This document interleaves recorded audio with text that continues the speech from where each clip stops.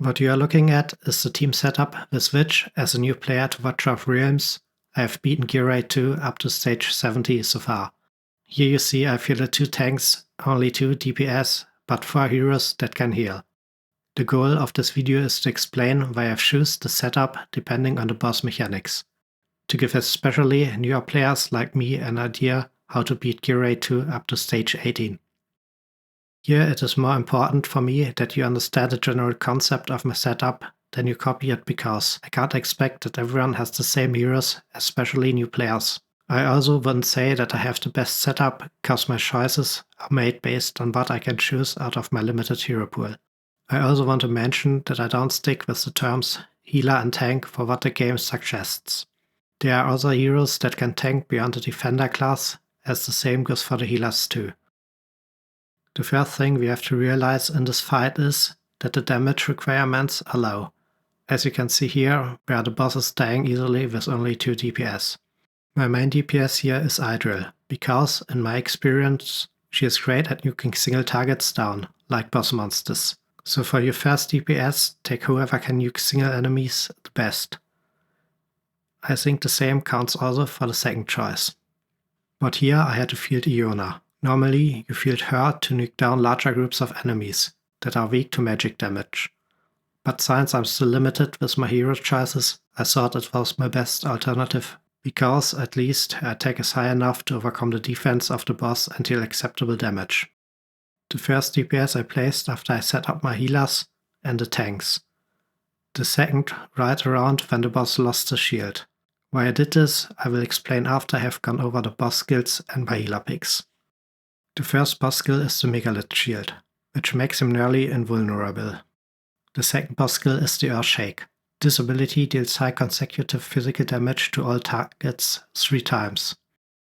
After he has done 3 earthquakes, he drops the shield and will attack.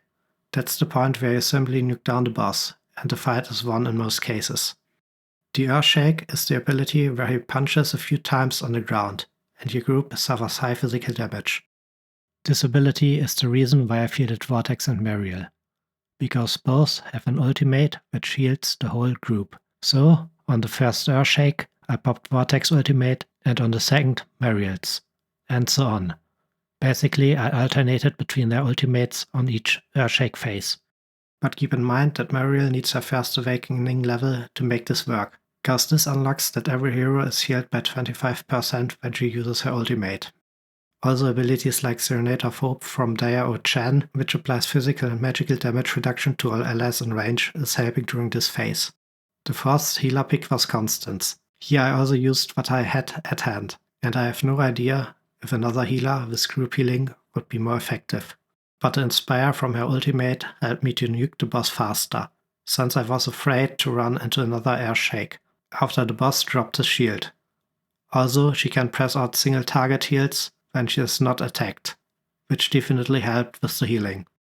If you have none of these choices available, you need alternatively other heroes that can pop AoE healing, so you have at least one available on each Earthshake phase for a quick healing burst.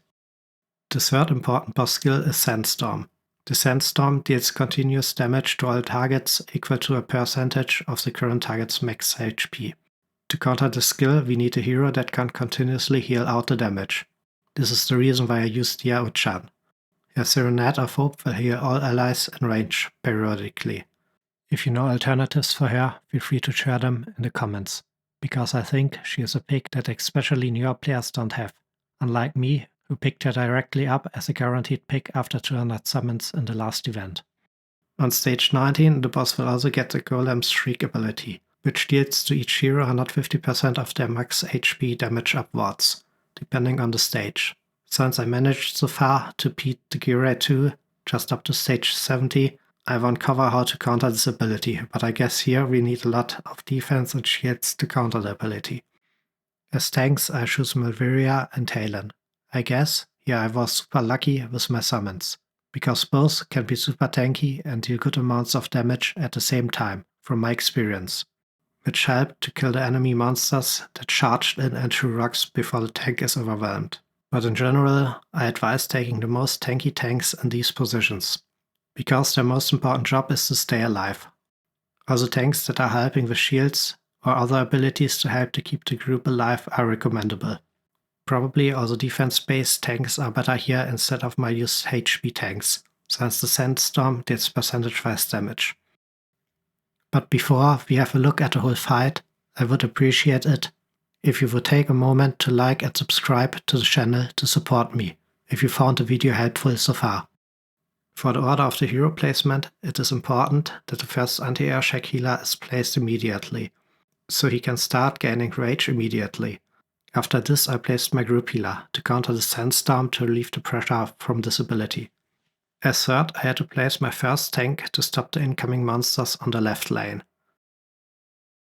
As fourth, I had to place the second anti-Earthshake healer to make sure her ultimate was ready on the second Earthshake. The fifth position is healer number 4. At this point I think it's clear that the encounter is about healing and not DPS. Next I had to wait until the ultimate of Vortex was charged, so I could deal with the first Earthshake. Before we placed the first DPS, we placed the second tank on the right lane that is threatened by monsters. Then we finally place our first DPS between the tanks, where it can reach every enemy monster without problems. Now the game becomes a waiting game where we time Ariel's and Vortex healing ultimates with the Earthshakes 2 and 3. At last we place our second DPS when the boss shuts down his shield, cause I didn't need the DPS to deal with the enemy monsters. And while he was not on the field, my healers didn't need to take care of him and could concentrate on keeping the critical heroes alive. At last I give you a chance to have a look at my used heroes. As you can see, these are not fully developed ones, and there's still room for improvement on gear and levels, and so should be suitable for beginners. At this point I want to wish you a nice day and hope I could give you some useful input for your journey in Watcher of Realms. And don't forget, like and subscribe.